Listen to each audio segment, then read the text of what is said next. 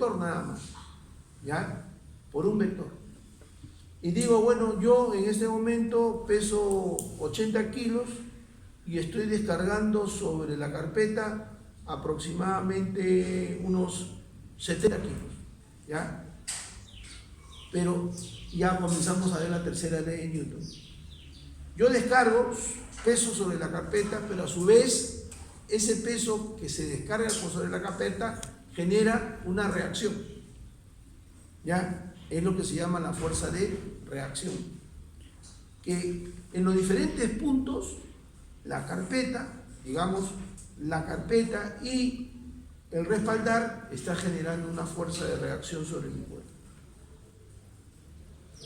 Entonces, normalmente nosotros tenemos dos fuerzas que actúan sobre nuestro cuerpo. La fuerza de gravedad, que es una fuerza a distancia, y la fuerza de reacción de el sitio donde nosotros descargamos nuestro peso, ¿ya? Si estamos de pie, lo descargamos a través de las plantas de los pies y recibimos, por cada planta recibimos una fuerza, que es la fuerza de reacción. Si esa fuerza, desde el punto de vista físico, se aplica perpendicularmente a la base de sustentación, se le llama fuerza normal. De hecho, siempre va a haber una normal, pero no siempre, necesariamente la normal va a ser igual que toda la fuerza de reacción. Será igual siempre y cuando la fuerza de reacción sea perpendicular al suelo, pero si la fuerza de reacción es oblicua, entonces se va a descomponer en una fuerza perpendicular, que va a ser la fuerza normal, y otra en una fuerza que se va a llamar fuerza de fricción estática, ¿ya? Entonces, pues lo que yo quiero que entiendan es que siempre va a haber una fuerza de reacción sobre nuestro cuerpo, siempre, salvo que estemos en la condición de caída libre. Ahí sí no hay fuerza de reacción, simplemente actuando fuerza de gravedad. Pero ¿qué pasa cuando un sujeto está, digamos, colgado? Se ve bastante, ¿no? En los circos, un sujeto que se cuelga de unas cuerdas, ¿no es cierto? Entonces la física también estudió eso, ¿no? Entonces hace el estudio del equilibrio de los cuerpos en suspensión. Por ejemplo, cuando ustedes van a hacer barras, ¿ya? ¿Actúa sobre su cuerpo la gravedad? Sí. ¿Y dónde actúa la fuerza de reacción? En la barra que estás haciendo. Ajá, en la barra. ¿No es cierto? Porque ustedes se sostienen con las manos en la barra. ¿Y dónde aplican el peso de su cuerpo? Los 70 kilos que pesan ustedes, ¿dónde se aplican? En los hombros. En la barra. En la barra. O sea, no es que el peso de ustedes, si ustedes están colgados, el peso cae al vacío, no. Ah, claro, pues. Los 70 kilos Están... van a tener que ser sostenidos por alguien, van a tener que ser aplicados por algo. Y eso se aplica en la barra. Inclusive pueden ustedes colgarse con una sola mano. Sí.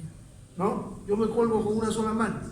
Todo el peso de mi cuerpo está siendo descargado en la barra. Entonces, esto es un concepto básico. ¿Ya? Es un concepto básico. Que en gimnasia seguramente ustedes lo han estudiado, ¿no? En gimnasia seguramente lo han estudiado. ¿Por qué? Porque para hacer gimnasia hay que conocer biomecánica. Por eso yo le decía al profesor director de esta escuela que antes de hacer cualquier deporte deben hacer ustedes estudio de las ciencias básicas, ¿no? Pero ustedes es al revés, hacen ustedes deportes y después estudian las ciencias básicas. Al final, el cuarto año. En cuarto año, ¿no?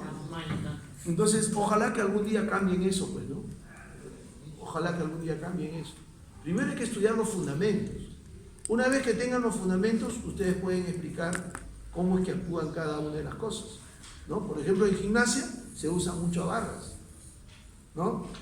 Y entonces, lo que tiene que aprender el gimnasta, entre otras cosas, es esto, ¿no?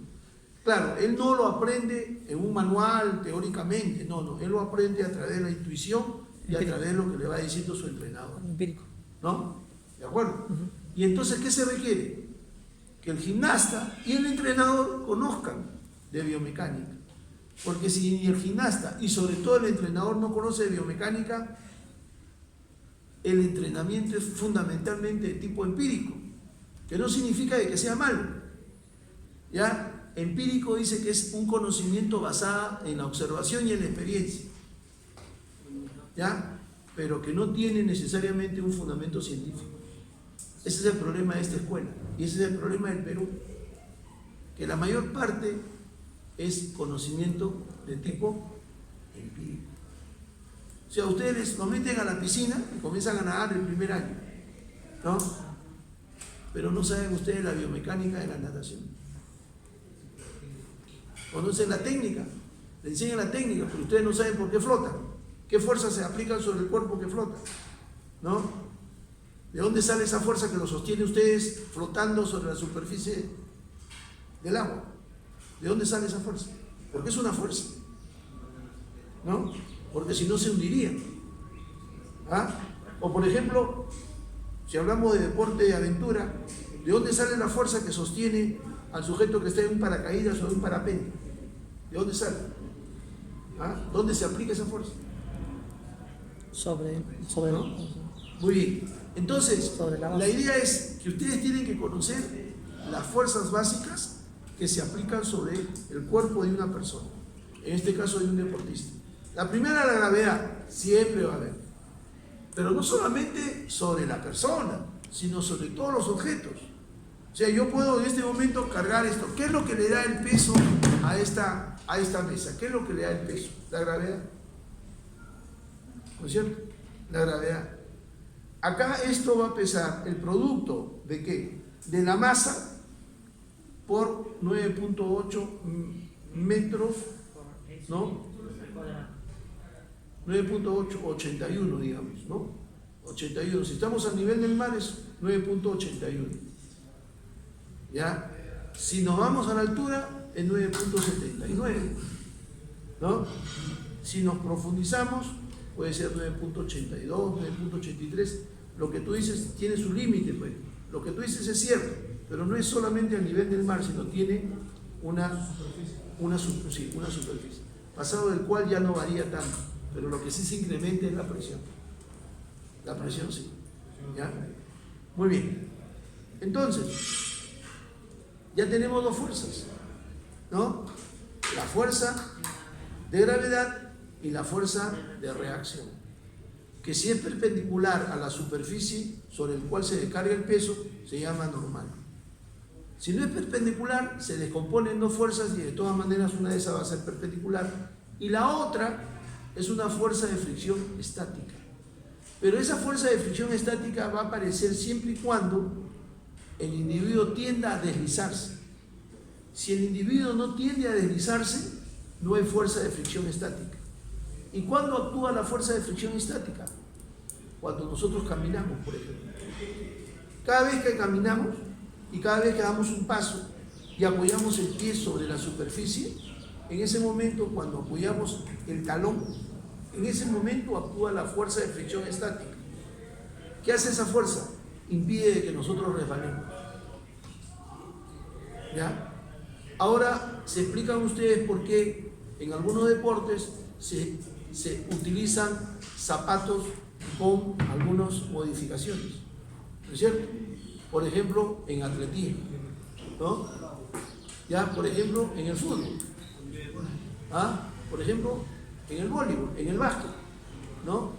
¿De acuerdo? Han hecho zapatos de tal manera que la tecnología ha ido cambiando, ¿no es cierto?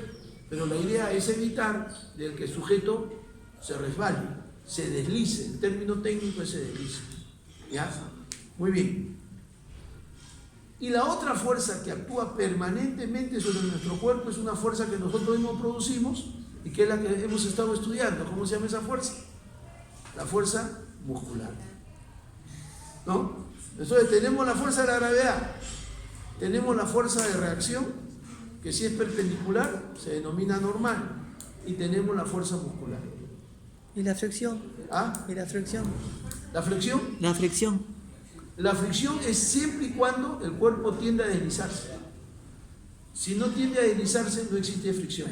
Por ejemplo, ustedes pueden, si él tiende a deslizarse ahí, ahorita mismo, si él tendría a deslizarse, estaría actuando la fuerza de fricción sobre las nalgas, evitando sobre los muslos, evitando de que él se chorree sobre la carpeta. ¿Ya? Si tendiera, siempre y cuando tienda, pero si no tiende, no hay problema. ¿Ya? Ya se fue la compañera que estaba apoyando, ¿no? Ella, por ejemplo, hizo un movimiento en el cual hizo plantiflexión un poco como para poder alcanzar la pelota, ¿no es cierto? Profesor, pero ahí sus pies no están actuando como fricción. Ahí no hay fricción, pues. ¿Por qué? Porque va a depender del peso que descargues sobre la superficie. Si el peso te orientaría a llevar los pies hacia adelante, entonces sí hubiera fricción estática. ¿Ya? Pero si no te obliga, no te orienta a llevar los pies hacia adelante, no hay fricción estática. Ahora, la otro tipo de fricción es la fricción cinética. Para que haya fricción cinética, el cuerpo tiene que estar deslizándose. Solo existe fricción cinética en el deslizamiento. Si el cuerpo no se desliza, no hay fricción cinética. Y si el cuerpo tiende a deslizarse, hay fricción estática. Pero si el cuerpo no tiende a deslizarse, no hay fricción. Y la fricción también va a depender de la superficie, ¿no? De acuerdo. Si Por es ejemplo, liso o es corrugado. cuando corremos sobre arena, ¿hay mayor o menor fricción? ¿Ah? Mayor. Claro. Mayor fricción. Porque se hunde, se amortigua la... Claro, pero se hunde porque la arena no es tan densa, pues esto tiene mayor densidad, ¿no? Esto tiene mayor densidad, en cambio la arena no tiene tanta densidad, ¿no? Sí. Entonces ustedes se hunden en la arena. Y eso hace de que nos cueste, por ejemplo, correr, sacar los pies de la arena. Pero entonces la fricción va a depender, entre otros aspectos, de el material que esté hecho por donde nosotros estamos deslizándonos, por donde nosotros estamos trasladando, ¿no? Por ejemplo, acá no hay, pues, ¿no? Aunque me dicen que en Jesús María hay lo que se llama patinaje sobre hielo. Sí. Había. Ya no hay, ¿no? La quebró ya. Ya no hay. Patinaje sobre hielo. En patinaje sobre hielo la fricción es mínima. Entonces, bueno, los que han ido a Pastoruri cuando todavía Pastoruri tenía nieve, ¿no? Ustedes no han ido porque están jóvenes, ¿no? Yo sí he ido hace 30, 40 años cuando todavía tenía nieve, ¿no? Cuando todavía tenía nieve y había hielo. Entonces, cuando uno se camina y no tiene esa costumbre y no lleva los aditamentos, los dispositivos del caso, fácilmente te resbalas. ¿Por qué? Porque en el hielo el coeficiente de fricción, así se llama, el coeficiente de fricción es bien bajo. En cambio la arena, el coeficiente de fricción es bien alto. Entonces, a mayor coeficiente de fricción, mayor fricción. A menor coeficiente de fricción, menor fricción. ¿De acuerdo? Por ejemplo, el coeficiente de fricción que tiene el cartílago que recubre las articulaciones es bien bajo.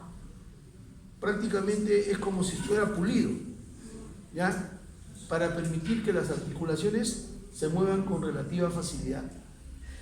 ¿Qué sucede cuando hay una afectación del cartílago? Sí. ¿No? Sí.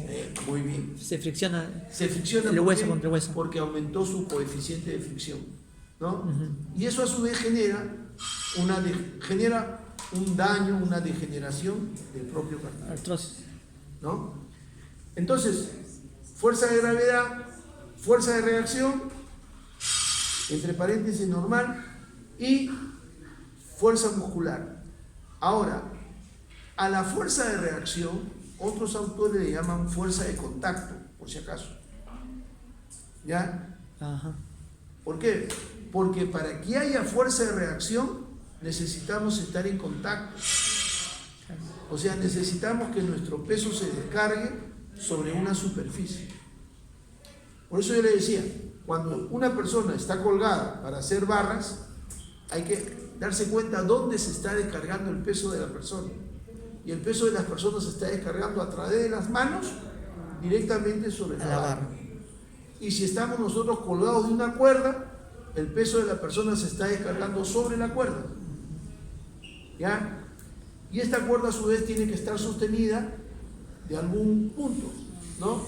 Entonces, la fuerza que nosotros generamos se va a aplicar en ese punto donde se está sosteniendo además la cuerda. Es interesante darse cuenta de todos estos detalles, repito, porque uno puede aprovechar a favor la gravedad. En algunos deportes se aprovecha a favor de la gravedad. Por ejemplo,